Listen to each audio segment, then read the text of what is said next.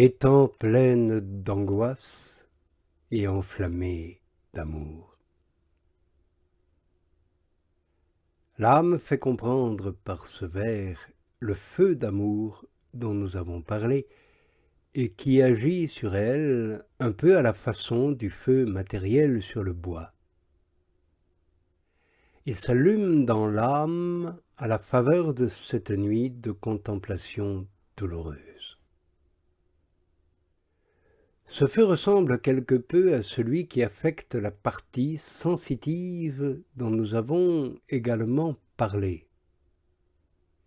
Mais il en diffère d'une certaine manière autant que l'âme de la chair, ou que la partie spirituelle de la partie sensitive. Ce feu de l'amour s'enflamme dans l'esprit.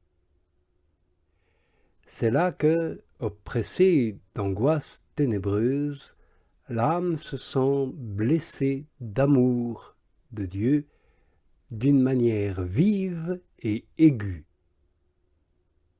Elle éprouve en même temps un certain sentiment, une certaine conjecture que Dieu est là, sans pourtant rien comprendre de particulier. Car ainsi que nous l'avons dit, l'entendement est dans les ténèbres. L'âme sent que son esprit est profondément passionné d'amour, car cet embrasement spirituel produit la passion de l'amour. Dès lors que cet amour est infus, il est plus passif qu'actif. Aussi engendre-t-il dans l'âme la forte passion de l'amour. Cet amour possède déjà quelque chose de l'union à Dieu, et par suite participe quelque peu à ses propriétés, qui sont l'œuvre de Dieu plus que celle de l'âme, et qui s'adaptent passivement à elle. Quant à l'âme, elle ne fait que donner son consentement, autrement dit, le oui simple, pur, de la volonté. Mais la chaleur, la force, le caractère, la passion d'amour, ou son embrasement, comme l'âme l'appelle dans ce vers, procède uniquement de l'amour de Dieu, qui attire de plus en plus l'âme pour se l'unir. Or, cet amour trouve d'autant plus de capacité et de disposition dans l'âme pour se l'unir et la blesser qu'elle a mieux dompté, soumis, assujetti toutes ses convoitises pour les priver de toute jouissance et du ciel et de la terre. C'est ce qui arrive d'une manière admirable dans cette purification pleine de ténèbres. Car Dieu a si bien sevré l'âme de tous ses goûts naturels, et il les a si bien concentrés en lui, qu'ils ne peuvent plus se porter à ce qu'ils aimaient. Le but que Dieu poursuit en les séparant de tout et en les concentrant pour lui, c'est de rendre l'âme plus forte et plus apte à contracter avec lui cette forte union d'amour qu'il commence déjà à lui donner par le moyen de cette purification. C'est alors que l'âme aimera de toutes ses forces et avec toutes ses affections spirituelles et sensitives. Et cela lui serait impossible si ses affections se répandaient sur divers objets. Voilà pourquoi le psalmiste, voulant recevoir la force de l'amour de cette union, disait à Dieu « Je conserverai pour toi ma force ».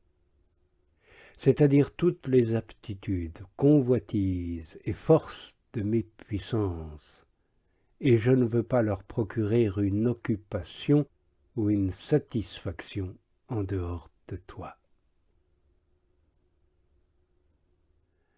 D'après cet exposé, on peut se faire une légère idée de l'intensité et de la force de cet incendie d'amour dans l'esprit où Dieu concentre toutes les forces, toutes les puissances et toutes les tendances de l'âme, tant spirituelle que sensitive.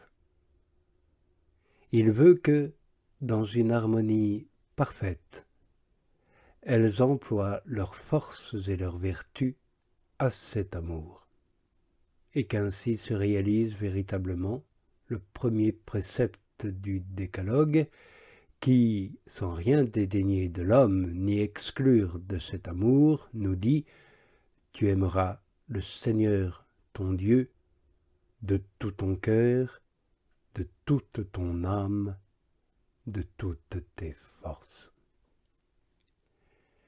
Dès lors que toutes les facultés et les forces de l'âme sont concentrées dans cet embrasement d'amour, et que l'âme elle-même blessée et atteinte dans chacune d'elles est éprise d'amour, quels sont, je vous le demande, amis, leurs mouvements ou leurs élans quand elles se voient embrasées et blessées de l'amour fort, sans cependant en avoir la possession ni la jouissance, et qu'elles se trouvent au milieu des ténèbres et des incertitudes.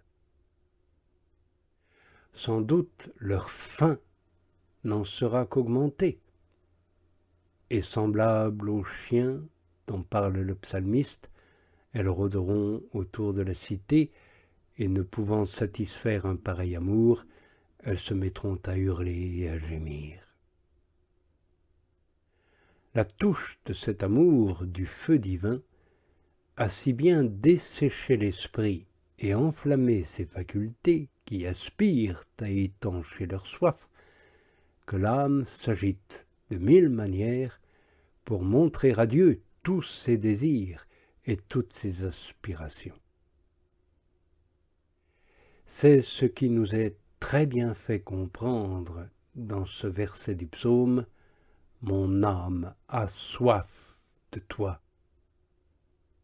Mais de combien de manières ma chair ne languit-elle pas pour toi?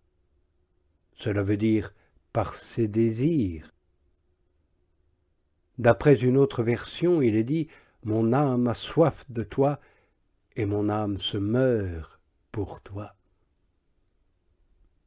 Voilà pourquoi l'âme dit dans le vers de la strophe qu'elle est tout à la fois pleine d'angoisse et enflammée d'amour.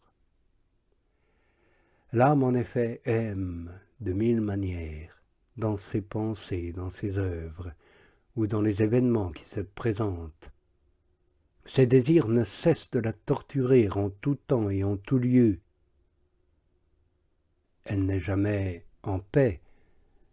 Elle est dans les angoisses, tout embrasée et blessée d'amour qu'elle est, comme le saint homme Job le fait comprendre quand il dit « Comme le cerf soupire après l'ombre et le mercenaire désire la fin de son travail, ainsi j'ai eu des mois de douleur, j'ai compté des nuits pénibles.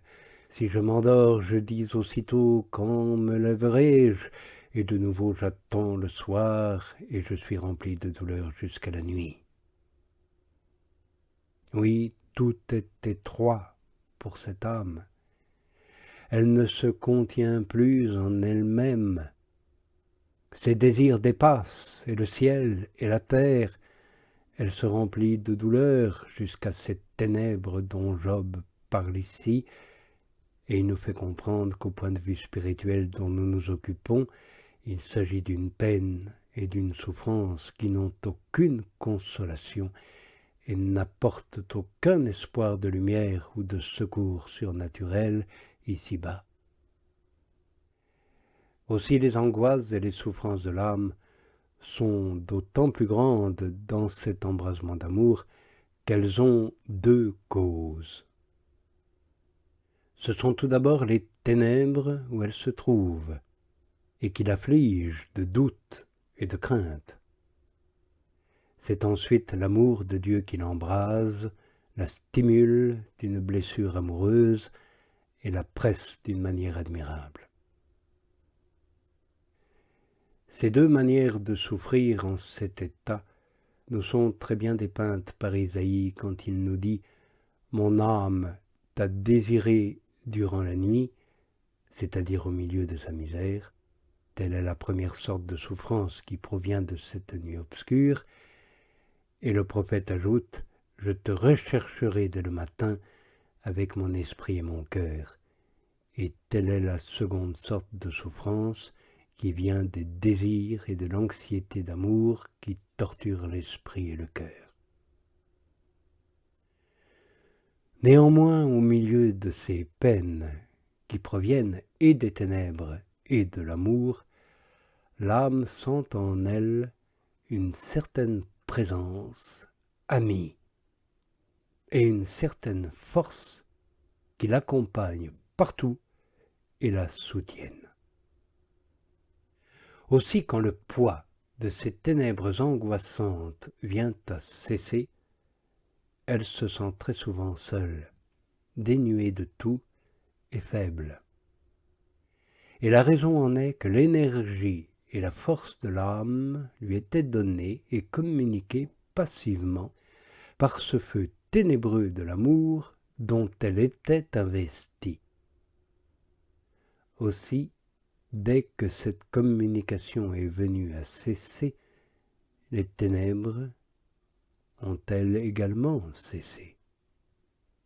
Mais aussi la force et la chaleur de son amour.